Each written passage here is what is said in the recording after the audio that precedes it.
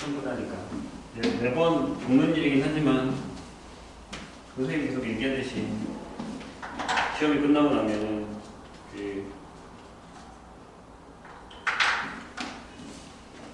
머릿속에는 너무 가슴속에 너무 담아두지 말고 머릿속에는 좀 남겨주셔야 됩니다. 자기가 뭘 증명해서 어떻게 시험을 봤는지에 대해서 기억을 해놔야겠죠. 뭐 결과에 만족하는 사람도 있겠지만 대부분 만족 못할 테니까. 자기가 한 만큼 결과가 안 나오면 그 다음에 할 때 기운이 안 나. 알잖아. 뭐 이제 2학년 정도 되면 얼굴도 알 테고. 한 가지 미리 얘기를 좀 하자면 이제 2학년은 시험 하나밖에 안 남았어. 그리고 지금 10월 오늘 20일이니? 네. 10월 20일이잖아. 수능이 11월 18일이거든. 그러면 한 달 뒤면 니네가 고3이야. 일단 축하하고. 선생님이 매해 2학년들한테 하는 얘기인데 잘 생각해봐. 11월이다. 지금 11월 얘기하는 거야. 그리고 그 다음 해에 이제 해가 넘어가서 2022년이 되겠지. 오지 않았을 것 같았는데 오죠? 1월. 예, 이게 있어요. 그러면 기말고사는 12월이야. 근데 이제 11월 달에 11월이 돼서 본인이 고3이라고 생각하는 사람이 있어. 그나마 다행이지. 솔직히 얘기하면 지금 3학년이 지금 뭐 한 달도 안 남았는데 걔네가 무슨 막 포커스가 되고 이러지는 않는단 말이야. 이제 모든 포커스는 니네야. 그러다 보니까 이제 생각하기에 나라에서 주위에서는 전부 다 니네를 이제 고3이라고 생각하고 이게 쳐다볼 거야. 나도 그럴 거고. 모든 사람들이 다. 근데 본인이 이걸 인지 못하면 큰일이 나는 거야. 이제 어느 정도는 생각을 해야 돼. 생각을 안 할 수는 없는 상황이 돼버렸어. 그러고 싶지 않겠지만. 근데 빨리 받아들여. 선생님 보기 되게 좋아. 근데 이런 사람이 있어. 아니야, 나는 2022년 1월이 돼서 고3이 될 거야. 이때까지는 그거야. 라는 마음가짐이 있고. 진짜 솔직히 얘기해서 대부분은 이때가 돼서야. 그때 3학년 반에 들어가서야 그때 내가 고3이야라고 생각하는 사람이 있어. 그럼 크게는 이만큼의 갭 차이가 나. 이만큼의 갭 차이라는 게 무슨 얘기냐면 솔직히 뭐 자기가 고2라고 생각하고 공부를 안 하는 건 아니야. 하겠지 당연히. 안 하진 않거든. 한단 말이야. 근데 여기서부터 여기까지면 대략 4개월이거든. 이제 얘네가 내년 11월에 수능을 본다고 치면 여기 8개월이야. 여기 8이야. 8개월, 여기 4개월이야. 그럼 전체 12개월을 땄을 때 3분의 1을 그냥 날려먹는 거야. 그냥 지나가는 거야, 이게. 2학년으로 지나가는 거야. 이때가 내가 3학년을 생각하면. 당연히 그러면 안 되긴 하겠지만. 근데 사람 마음은 가지려는 게 그렇다니까. 아니야, 나 3학년 아니야. 3학년 아니야. 이렇게 받아들이지 않다가 이때 가서야 그래 내가 3학년이니까 또 공부를 하자라고 마음을 먹으면 솔직히 몇 개월 공부를 못해. 선생님이 3학년을 해보니까 진짜 대부분이 다 여기서 이제 3학년이다라는 걸 많이 느껴요. 해가 넘어가기 전까지는 받아들이질 않아. 제가 고3이라 사실. 그래도 그렇다 해도 2달을 날려먹는 거야. 얘네가 이 10개월을 11개월을 열심히 더 공부를 하는 것 같아? 아니야. 그것도. 만약에 수시를 쓴다고 하면 지금 9월 10월에 막 이렇게 면접 보러 다니고 전수로 다닌단 말이야. 9월이라고 생각해보자. 늦게 남아. 그러면 이렇게 따져도 8개월 정도밖에 안 돼. 금방 지나간다고. 그러니까 지금부터라도 계획을 잘 짜야 돼. 안 그러면 이 1년치가 그냥 후딱 지나가는 거야. 생각해봐. 기말고사 보면 여기야. 12월 중순이야. 정신 차려야 돼, 이제. 정신을 내가 안 차리고 있다는 얘기가 아니라 사람이라는 게 되게 신기하게 마음가짐에 따라서 행동이 많이 달라져. 선생님도 그래. 이라이를 먹고도. 그러니까 이제는 지금부터라도 슬슬 워밍업을 해야 돼. 아, 나 이제 고3이야. 달릴 준비를 해야 돼. 여태껏 그걸 해온 거야. 그럼 뭐 이미 수시로 결정되고 있다는 사람도 있긴 하지만 사람 이름 모르는 거거든. 수시도 해봐야 되는 거고 정시도 신경 써야 되는 부분이야. 어떤 사람들은 선생님 전 정시예요. 전 수시로 이렇게 결정한 사람도 있긴 하겠지. 근데 진짜 모르는 일이야. 사람 일이라는 거야. 자기가 원하는 대학에 못 갈 수도 있어. 안전빵이라고 생각했다가 3학년 1학기 때 가서 내가 시험을 망칠지 어떻게 알아. 그러니까 전체적으로는 조금 긴장을 해줘. 이제 선생님은 아마 니네는 고3으로 볼 거야. 자, 그럼 고3은 이제 어떤 수학에서 어떤 준비를 해야 되냐라고 묻는다면, 예, 우리가 내신을 하면서 이 유형이라는 단어를 되게 많이 듣지. 그래서 모든 유형을 다 한 번씩 이상은 보고 가야 돼. 개념 아니 개념은 아니고 개념적인 거라는 건 이게 무슨 얘기인지 안다라는 건데 니네가 그걸 모르진 않아. 솔직하게 얘기해서 뭐 개념이 부족해 아니 그건 말도 안 되는 얘기고 개념이 부족하진 않을 거야. 유형을 모르는 걸 거야. 그래서 이 유형에 대한 것들을 확실하게 우리가 기억을 해서 많은 유형을 풀고 그걸 내 안에서 내가 알아서 잘 정리를 해서 그걸 가지고서 다른 유형의 문제를 접근할 수 있게끔 만들어 놔야 돼. 그래서 3학년에 딱 올라가면 어떤 선생님이 하실지 모르지만 대부분 처음에 유형 문제를 되게 많이 풀릴 거야. 그래서 그런 생각을 항상 선생님 뭐 가르쳐주는 것 중에 계속 문제를 풀려요. 그 다음에 모의고사도 계속 풀릴 거예요. 그러면 거부감이 생긴단 말이야. 내가 못 푸는 자꾸 풀라고 하니까. 근데 그렇게 할 수밖에 없는 상황이야. 시간이 촉박하다고. 12월부터 그게 시작이 되는데 시간이 생각보다 촉박하단 말이야. 이과는 미적분도 해야 되고 기하 안 하는 기하도 해야 되고 문과는 확통하면서 이제 수능 준비를 해야 되는 거니까. 그 많은 것들, 여태껏 배웠던 수원, 수투 이 두 가지만 하더라도 생각보다 양이 많단 말이야. 거기다 미적분까지 하면 어우 장난 아니지. 내신 준비도 해야 되잖아. 생각보다 할 게 많아져. 그러니까 각오하고 공부해야 될 거야. 그러니까 미리미리 좀 지금 저기 본인이 되게 많이 하고 있다고 생각하고 잘하고 있다고 생각하겠지만 그거보다 조금만 더 트레이닝을 해놔. 수학만 해서 대학 갈 거 아니잖아. 다른 거 공부해야 될 거 아니야. 그러니까 나중에 수학 때문에 힘들어지지 않게끔 만들어 놓으라는 얘기야. 자, 그리고 이제 누가 내신을 준비해야 되는데 이제 내신 기말을 선생님이 어떻게 할 거냐면 일정을 봤더니 보통 빠른 학교는 12월 2일 병원 뭐 8일, 13일 이래 2, 8, 13 이 정도에서 왔다 갔다 하더라고. 시험 날짜가 12월. 그럼 오늘이 20일이거든? 그럼 또 6주, 7주가 남은 거야. 시간이 없어. 그냥 오늘부터 내신데 있냐. 그렇게 생각해야 돼. 그래서 개념 수업 안 할 거야. 개념 필요한 것만 할 거야. 안 할 거야. 그래서 교과서를 안 쓸 거야. 선생님이 아마 이때쯤이면 마포 교과서를 쓰면서 거기 있는 거 다 풀고 다시 하겠지만 그걸 다 끝내면 한 2주가 넘어가. 기한이. 그럼 우리한테 4주밖에 안 남아. 아, 절대 불가능할 것 같아. 1학기 때 내가 한번 겪어보니까 못하겠어. 그리고 니네가 그렇게 하면 더 안 풀더라고. 그래서 그냥 쭉 나갈 거야. 그래서 오늘 선생님이 준 게 시너지를 지금 줄 건데 시너지를 오늘 할 건데 오늘 방부등식을 할 거야.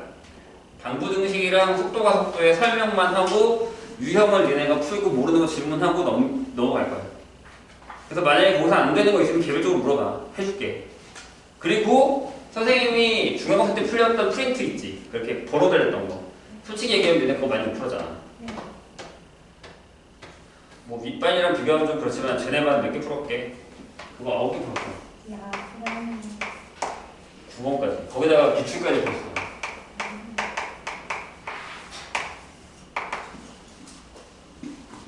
뭐 선생님이 두 반을 다 하면서 느낀 건데 생각보다 그렇게 수준 차이가 나진 않는데 무슨 차이가 나냐면 받아들이는 것의 차이인 것 같아. 쟤네도 모르는 거 물어봐. 까먹은 거 물어본다고. 근데 문제를 얼마나 많이 풀어봤느냐 적게 풀어봤느냐의 차이야. 비교하자는 얘기가 아니라 그럼 니네도 이 정도 풀면 어느 정도 시험 잘 볼 수 있다는 얘기야. 선생님이 원하는 건 뭐야? 이제 유형별로 문제를 많이 풀자. 모르진 않을 것 같아. 내가 보기에 개념을 아예 모르진 않을 것 같거든. 적분이 조금 헷갈리는 사람도 분명히 있을 거야. 해줄게. 안 하진 않을 거야. 할 거야. 필요한 것만. 그러다가 문제 또 나오면 그 유형에서 설명해줄게. 매번 질문할 때마다 나올 거냐 얘기가. 그래서 빨리 넘어갈 거야. 미친듯이 문제를 많이 풀까 봐 생각하고 있어 선생님. 차라리 아싸리 진짜 아예 개념이 꽝이 아니라면 그게 나을 것 같아. 무슨 얘기인지 알겠죠? 그래서 오늘 방부등식을 해서 도함수 활용을 끝낼 거야. 근데 만약에 자기 시험 범위가 도함수 활용 2가 아직 안 들어간 사람들은 선생님이 따로 해줄게. 그때부터 대부분 다 시험 봤는데 몇 학번은 시험 안 봤잖아. 그치? 근데 일찍 학교 끝난 사람은 선생님 했고 저번 시간에. 그죠? 나중에 온 한 사람들은 선생님이 프린트 줄 테니까 풀어보고 안 되는 걸 다시 해줄게요. 이런 식으로 잘 진행될 거예요. 그래서 적분 가서는 선생님이 어느 정도 필요한 것들은 풀어주고 할 거니까 모르는 건 확실하게 물어보시고 그 다음에 이번 주랑 다음 주 안에 그걸 싹 다 끝나고 그때부터 계속 문제만 풀 거예요. 미친. 근데 부탁인데 진짜 좀 많이 풀어줘. 시간이 돼. 시간이 가능한 한 선생님이 주는 문제를 조금 많이 풀어줘. 그래야 뭔가 답이 나올 것 같거든. 느낌상? 여기.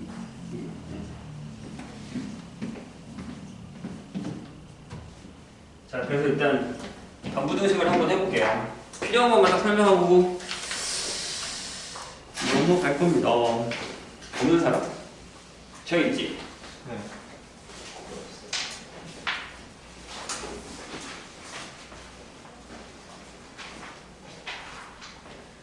손상은 또 잡으면 하나, 둘, 셋, 하나, 둘, 두 명 누구지? 손상은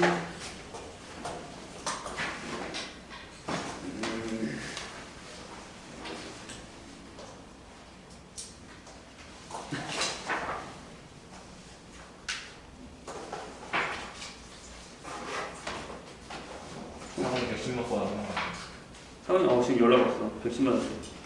110만 원 왜 하는 거야? 다 온 거구나.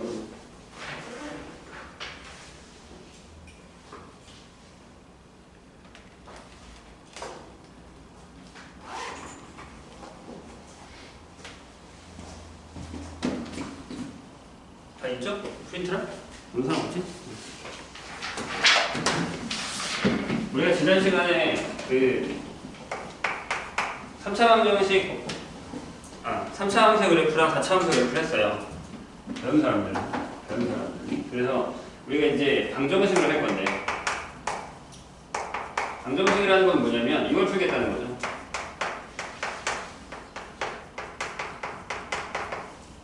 포인트는 이거예요. 그죠?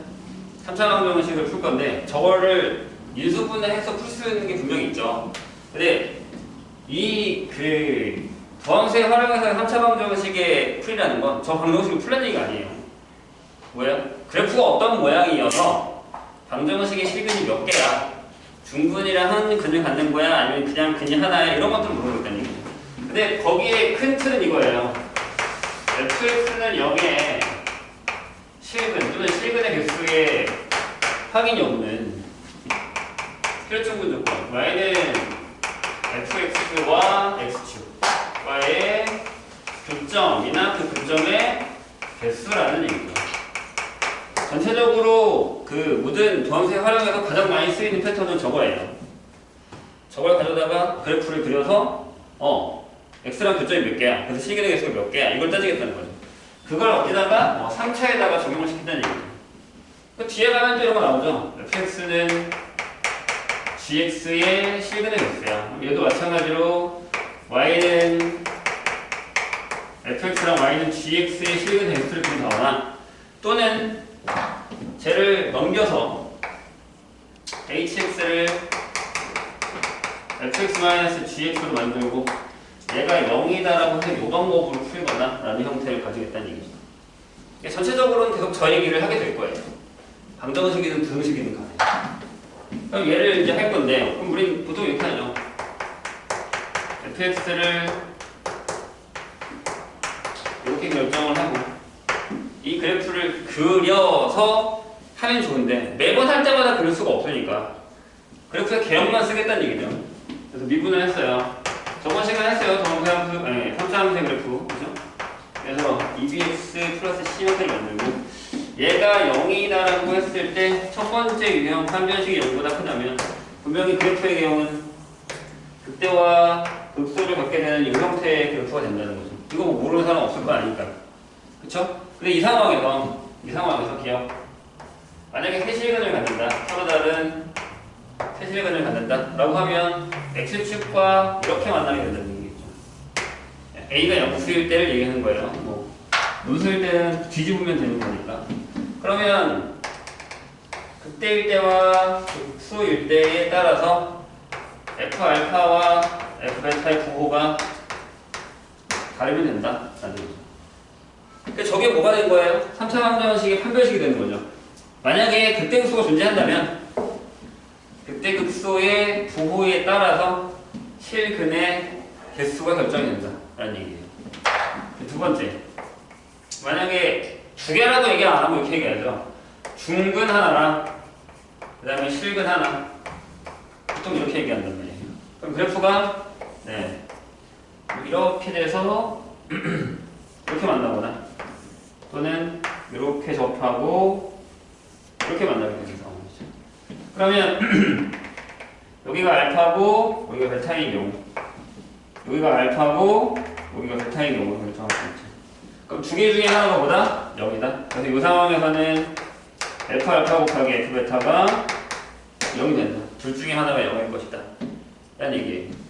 조금 뒤에 가서 계속 나오는 얘기긴 하지만 그래프 개형에서 만약에 이렇게 나오면 여기를 만약에 이제 우리가 K라고 할까요? 한쪽 값을.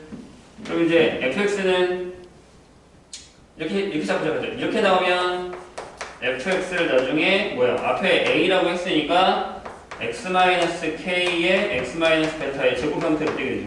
곱한 거예요. 맞나요? 여기서는 여기를 k라고 볼까요? 여기는 fx 형태가 a의 x-알파 제곱의 x-k 형태로 뜨게 되는 거예요. 이렇게. 괜찮아요? 그래서 이제 여기서 이거를 하나 확인하고 갈 수 있죠. 만약에 3차인데 fx가 f 알파가 0이고 f 플라이 알파가 0이다 라고 한다면, 아니 3차가 아니어도 돼요. 다한 함수일 때. 그죠? 그러면 fx는 뭐요? x-알파의 제곱이라는 인수를 갖게 된다라는 사실을 기억하셔야겠죠. 이게 보이잖아요. 베타일 때 0. 맞아요? 미분해서 베타일 때 0. 알파일 때 0. 미분해서 알파일 때 0. 이렇게 되면 이 형태를 띄게 된다는 사실을 기억해야 된다는 얘기입니다. 그 다음에 지금 만약에 이제 그냥 한 개의 실근을 갖는다 라고 한다면 그래프가 이제 계속 올라가서 또는 밑에서 이렇게 되죠. 그래서 그때 극소의 부호가 갖게 되는 거죠. 둘 다 플러스거나 둘 다 마이너스. 근데 이제 포인트는 얘만 하나를 갖는 건 아니잖아요. 저기서 판별식이 0이라고 했을 때니까 두 번째 만약에 판별식이 0이다. 0보다 크다라고 했으니까. 그럼 극대극수가 없죠. 맞아요? 그럼 그래프가 이렇게 쉬었다가 그냥 올라오게 되는 이런 그래프가 되는 거죠. 그럼 얘가 x축이 어디 있느냐에 전혀 구애받지 않고 무조건 한 개죠. 맞아요? 그리고 세 번째, 판별식이 0과 작아요. 역시 그냥 증가함수죠. 이렇게. 그래도 마찬가지로 x축이 어디 있느냐에 상관없이 한 개다라는 거죠. 그래서 3차 방정식이 실근이 하나다라고 하는 건 우리가 생각할 때 여기서 얘만 생각하는데 아니고 이 전체를 생각해야 된다는 얘기예요. 여기도 한 개가 나오지만 여기도 한 개가 나올 수 있다는 거예요.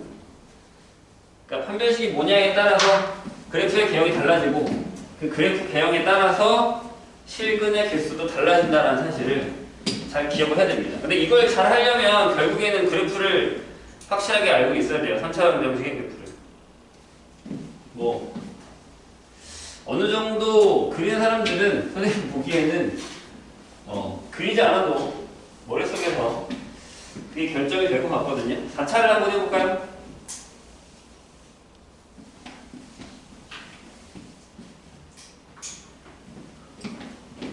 그래프가 지겨울 때가 됐는데. 자.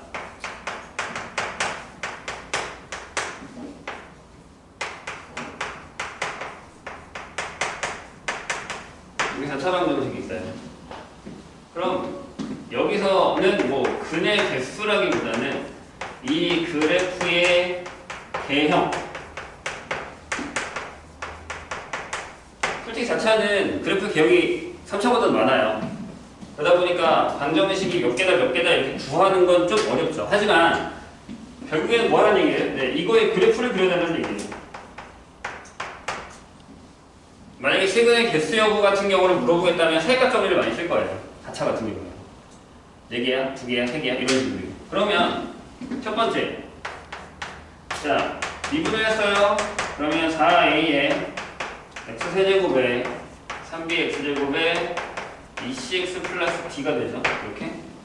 그러면 얘가 어떤 거냐에 따라서 그래프의 개형이 달라지잖아요. 뭐가? 얘의 근의 존재 여부에 따라서. 방금 한 거. 선생님이 방금 해서 지운 것들. 돼요? 그럼 이게 3차야. 근데 만약에 첫 번째 f 플라임 x가 줄지 말고 네가 이렇게 세실근을 가져요. 이렇게. 돼요? 그럼 4차의 그래프가 이런 모양이 된다는 얘기예요. 맞나요? 그죠? 그래서 여기가 알파. 순서대로 넣으면 베타, 감마 이런 형태가 된다는 얘기예요. 돼요? 그러면 일단 다 그려보고 시작할까요? 이걸 가져다가 여기다가 x축을 어떻게 긋냐에 따라서 근의 개수가 달라지는 거예요. 그러니까 만약에 이제 이렇게 약간 비스듬하다면 이 밑으로 가면 실근이 없어요. 이게 x축이면. 맞아요? 그 다음에 여기다가 이렇게 접하게 끄면 하나일 거고, 그 다음에 이 사이를 지나가면 2개일 거고, 이렇게 지나가면 3개겠죠? 이렇게 지나가면 4개고, 다시 이렇게 지나가면 3개가 되고, 그 다음에 무주 지나가면 다시 2개가 되는 이런 상황이 된다는 거죠. 그러니까 저 문제에서 이제 우리가 무슨 문제를 볼 수 있죠? 불연속. 네, 연속이냐 불연속이냐를 따질 수 있죠. 그러니까 얘랑 y는 t와 그죠? 만나는 교점의 개수를 우리가 dt라고 하자.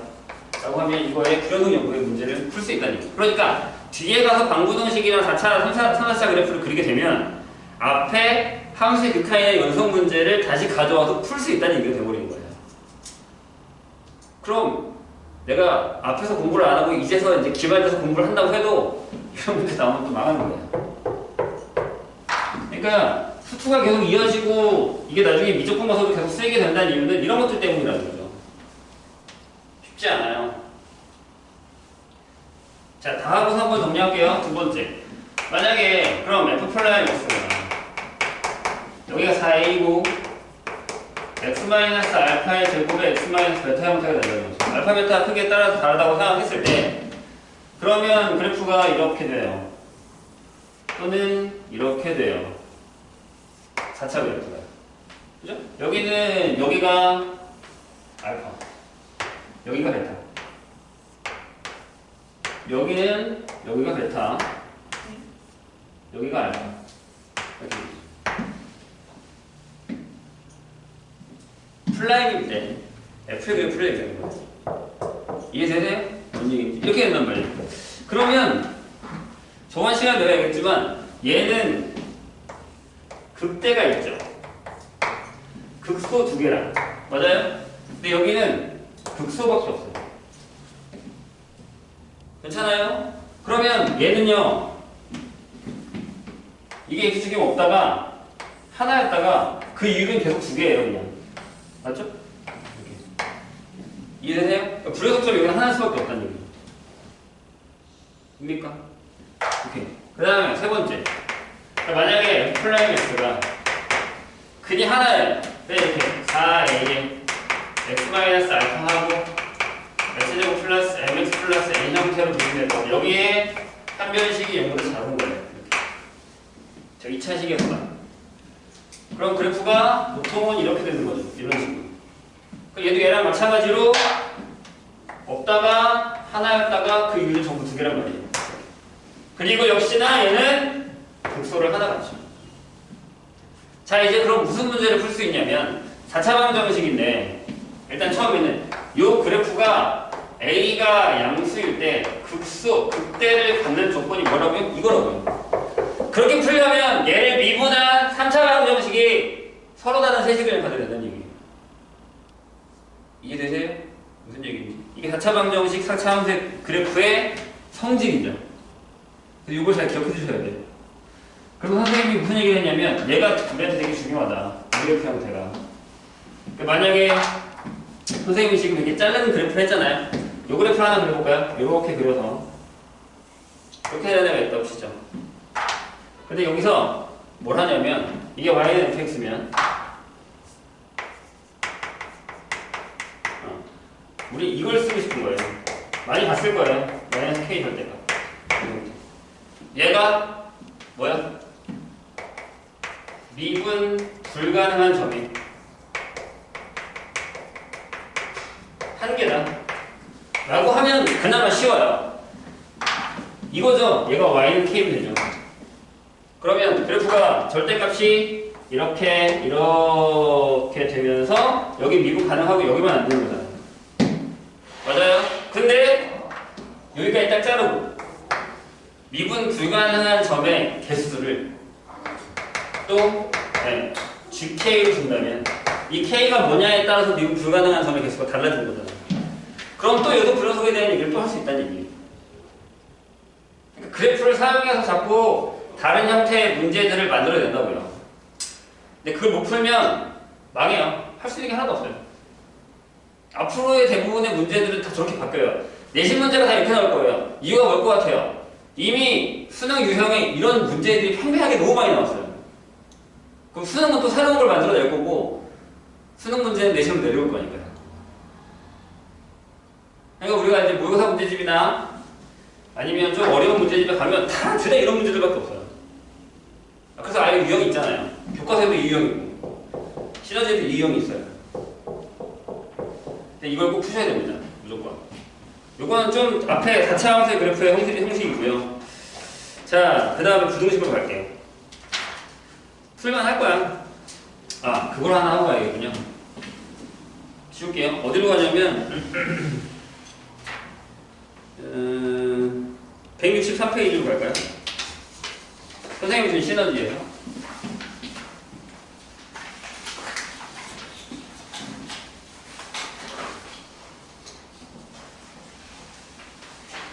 이따가 그 극대급소 시험 안 보는 사람들은 달라고 하세요. 저거 시너지 앞에 거, 이거 앞에 거. 서지현 같은 딴 데는 다 봤죠? 그래프 안 본 사람들은 그래프도 풀어봐야 됩니다. 3차차 그래프 시너지에서 일단 다 줄게.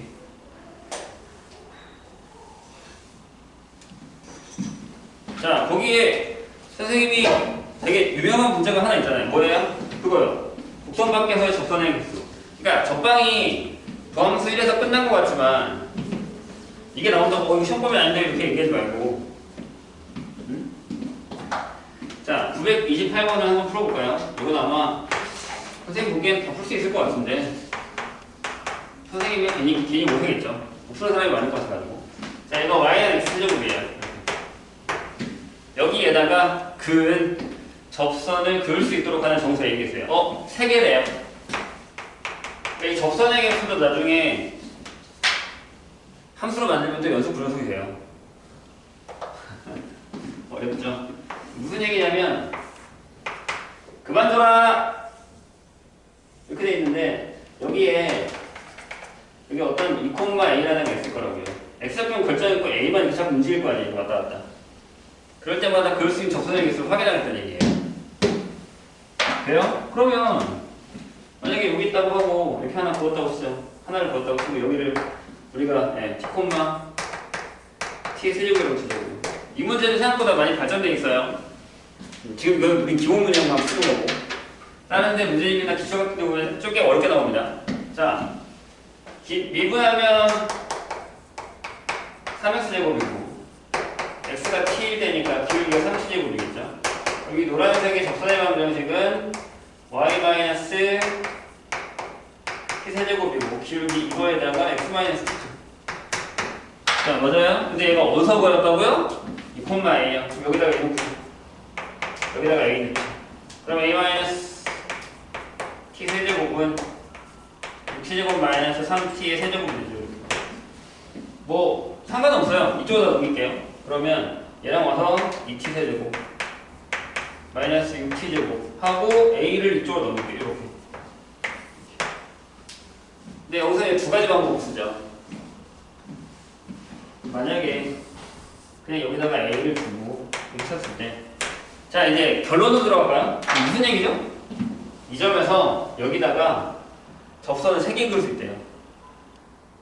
그럼 이 t가 몇 개 나온다는 얘기예요? 3개 나온다는 얘기죠.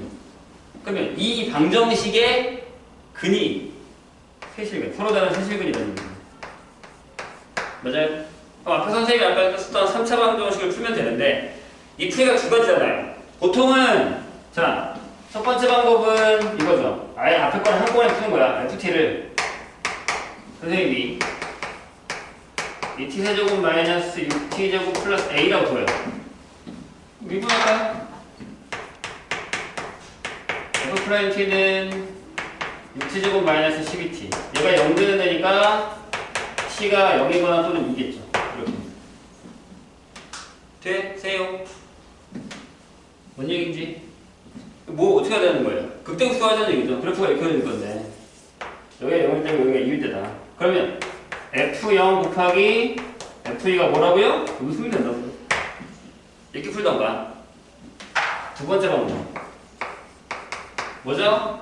이렇게 2t 세제곱 마이너스 6t 제곱을 하고 마이너스 a를 해요. 그 다음에 ft를 2t 세제곱 마이너스 6t 제곱을 하죠. 그럼 여기까지 똑같아요. 미분해서 한 거랑. 맞아요? 그래프가 그려지죠? 어떻게 그려지냐면 f2가 얼마야? 마이너스 8이군요. 이렇게 그려지죠.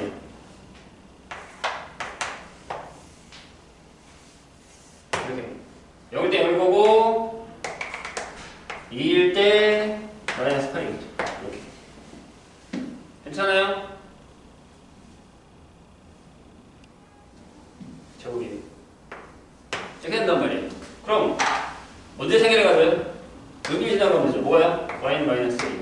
그러니까 뭐야? 극대극소의 부호로 풀 거냐? 아니면 그래프 그려서 y는 마이너스 a를 자를 거냐? 이게 이제 3차 방정식의 시간의 개수를 구하는 방법 두 가지인데 뭐가 더 편한지는 뭐 본인들이 잘 알아요. 근데 만약 계속 이걸만 쓰다 보면 그래프를 많이 까먹기 때문에 왔다 갔다 그래프 그리는 것도 많이 쓰시면 됩니다. 이런 식으로 풀 수 있어야 됩니다. 아시겠죠? 그 다음에 부등식으로 갑시다.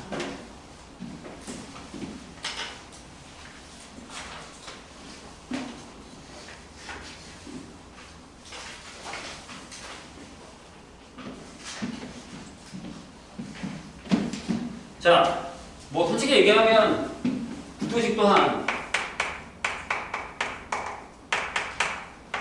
그래프를 기반으로 하고 있어요. 그래프를 못 그리면 부등식도 뭐 할만한 게 별로 없어요. 그냥 무턱대고 외워서 풀 수 있는 건 아니니까. 스투가 그게 안 좋아요. 외워서 풀만한 게 생각보다 많이 없어요. 그러니까 근데 뭐 애들은 외워서 푼다고 하지만 그건 어느 정도의 문제 유형이 기반으로 되어 있을 때 문제를 외워서 푼다는 얘기죠. 그렇지 않은 이상은 그냥 막 외워서 풀 수 있는 상황은 안 돼요. 그만 줄라니까. 자, 부등식을 얘기하면 보통 우리는 절대 부등식을 얘기를 많이 합니다. 항상 등호가 성립한다. 어디서 매일 많이 봤냐면 2차에서 많이 봤죠. 이렇게. 얘가 항상 0보다 크다. 이렇게. 이렇게 떠 있어요. 네, 1하게 했죠. 그럼 뭐만 하면 됐어요? 이때 미분을 사용해요? 아니 미분을 왜 사용해요? A가 양수고 안 맞으니까 한 배씩 0만 잡으면 되겠다. 이것만 썼단 말이에요. 그죠? 3차는 살짝 건너뛰고 그럼 4차가 됐어요. 만약에 4차 그래프가 이렇게 있어요. 이렇게 ax 4제곱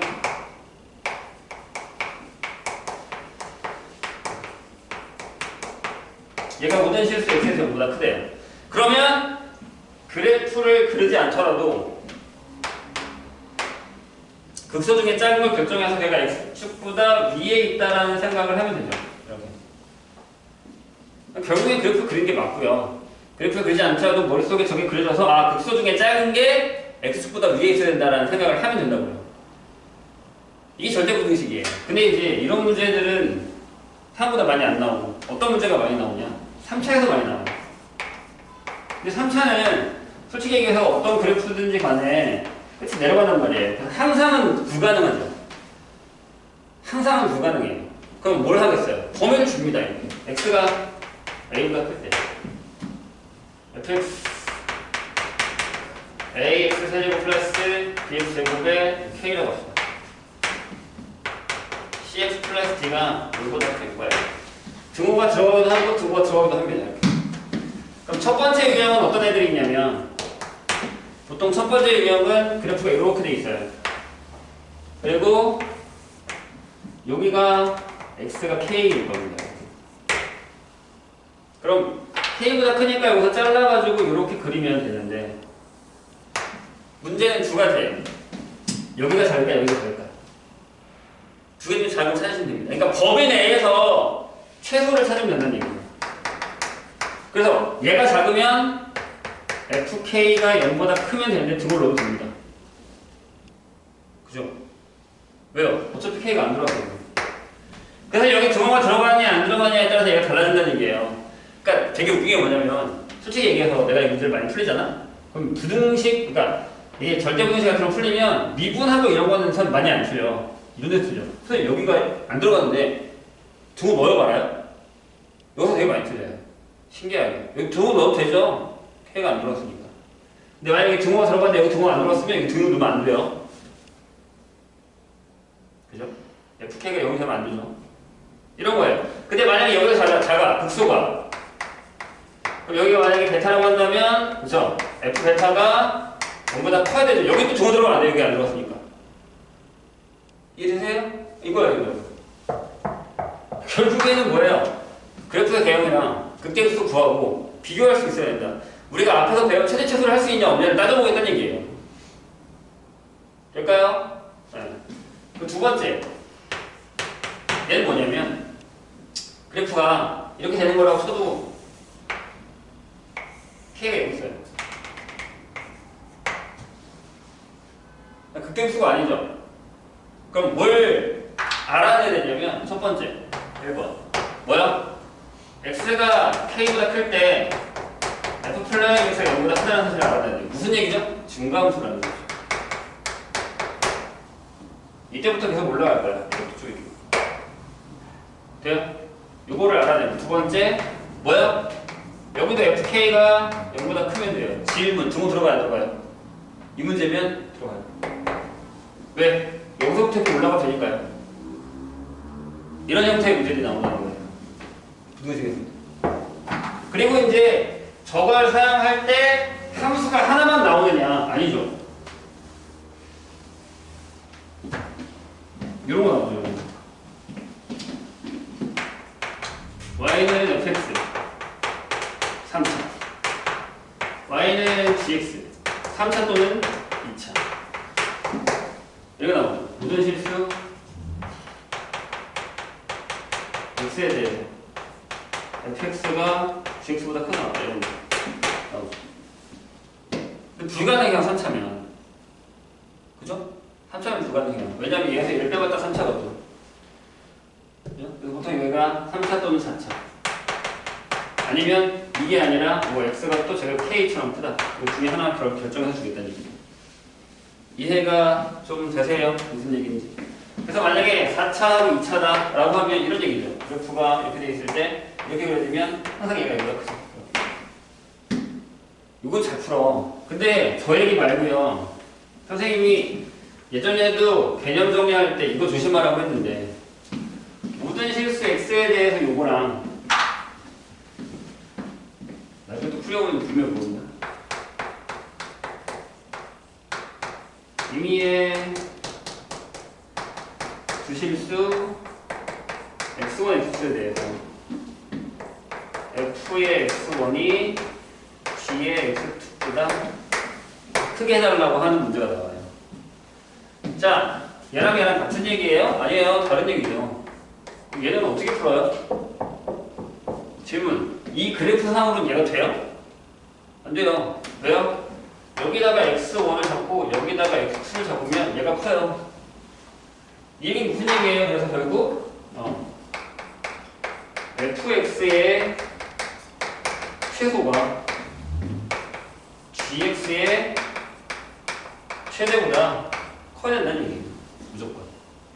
그래서 같은 직선상에 얘 같은 경우는 이렇게 같은 직선상의 문제를 푸는 건데 얘는 x와 x1, x1과 x2가 다르단 말이에요. 그러면 어디 임이라 그랬으니까 어떤 걸 잡든 얘가 커야 된다는 얘기니까 얘의 최소가 얘의 최대보다 커야 된다는 얘기예요. 이런 거 조심하시면 됩니다. 문제를 잘 읽어야 돼요. 그래서 그런 것들만 시너지를 한번 정리하시고 선생님이 프린트를 줄 테니까 한번 풀어보죠. 지금 시너지에 어디까지 풀면 되냐면 속도가 속도 전까지니까 162페이지까지 지금 푸세요. 좀 이따가 속도가 속도 해줄게요. 졸지 말고 시작. 시험 끝났으니까 조금 놀아야겠다 이런 생각 하지 말고 여기다 가서 해. 뭘 놀아 놀냐. 많이 놀았잖아.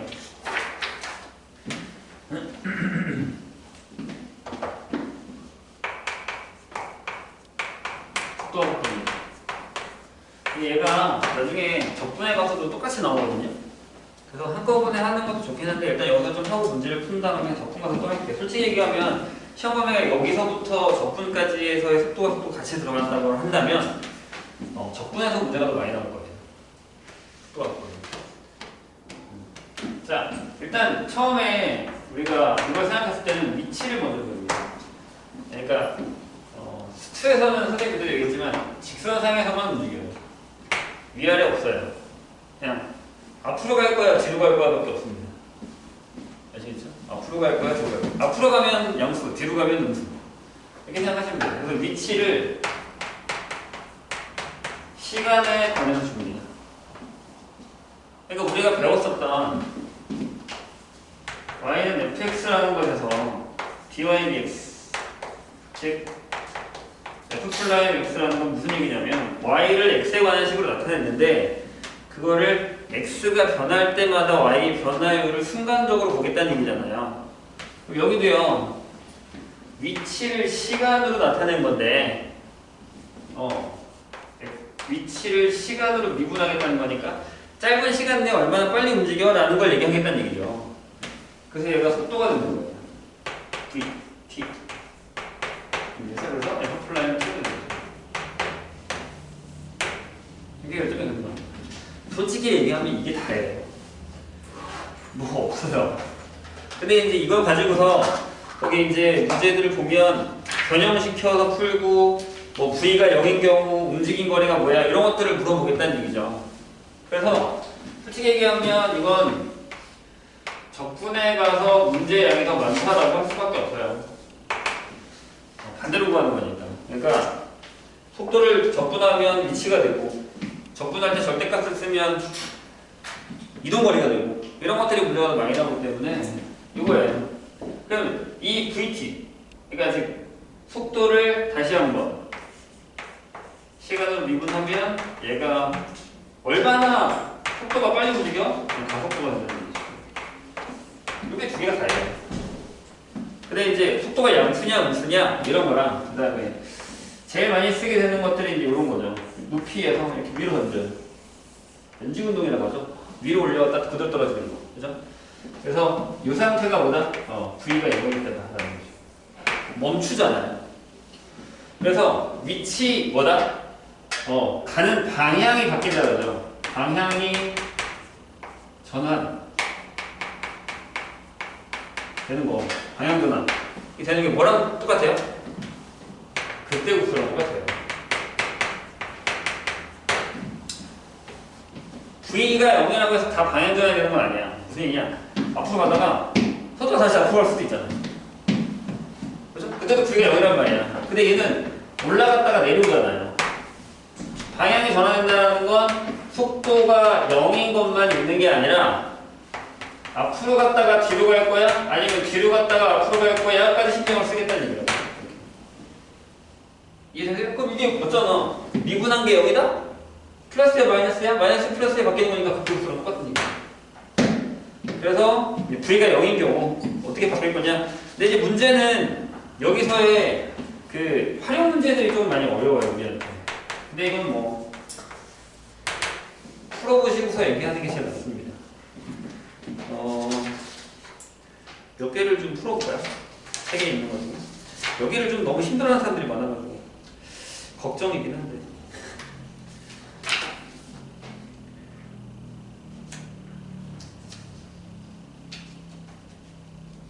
여기는 풀만할 거.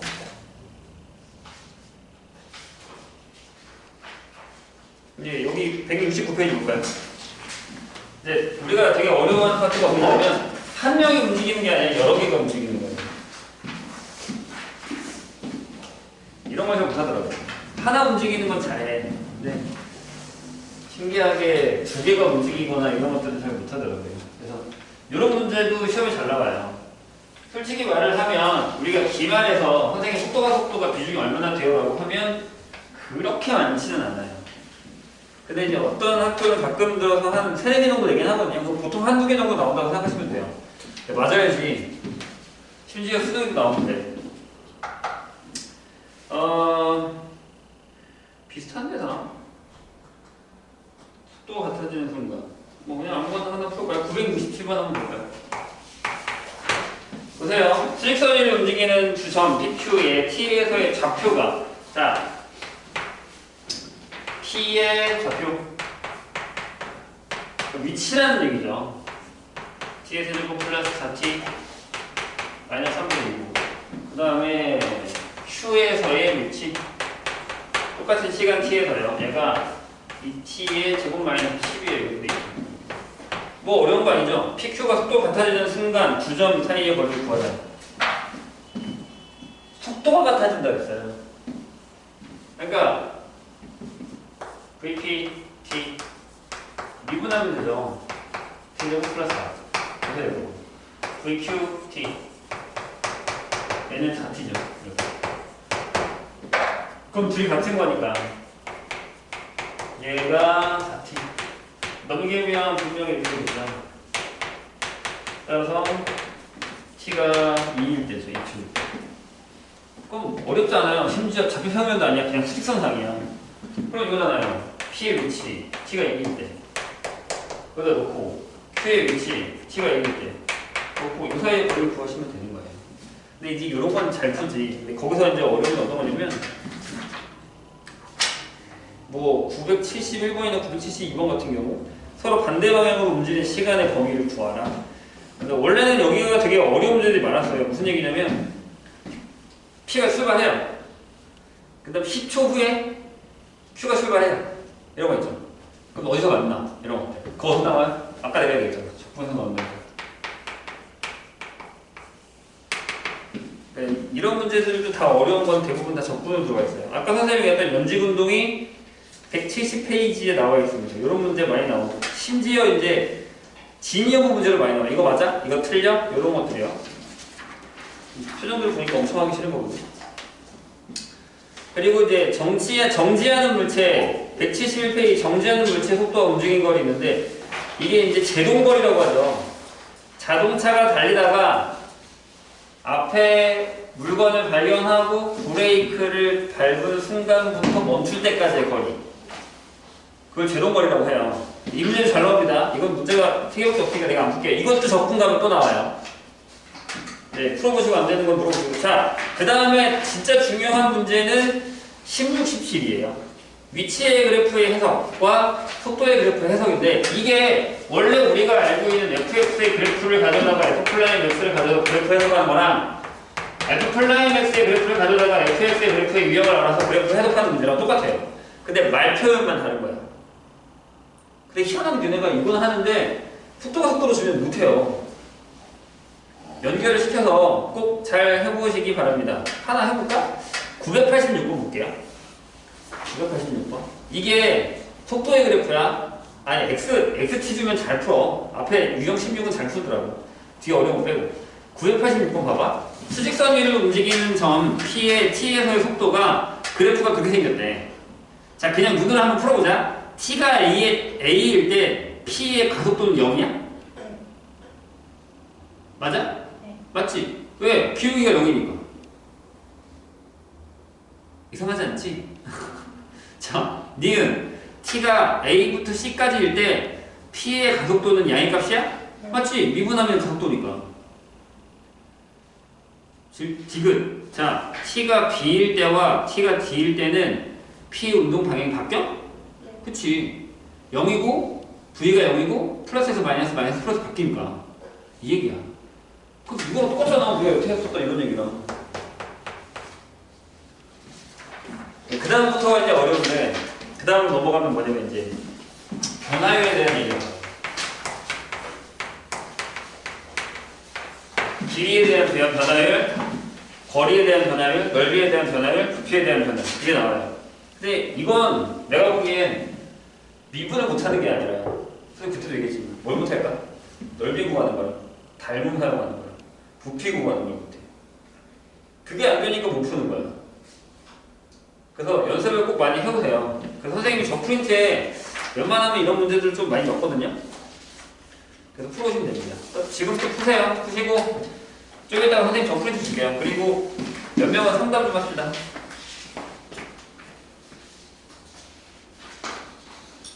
누구부터 하지? 수학실 좀 갖고 왔지? 한 명씩 한 명씩. 네.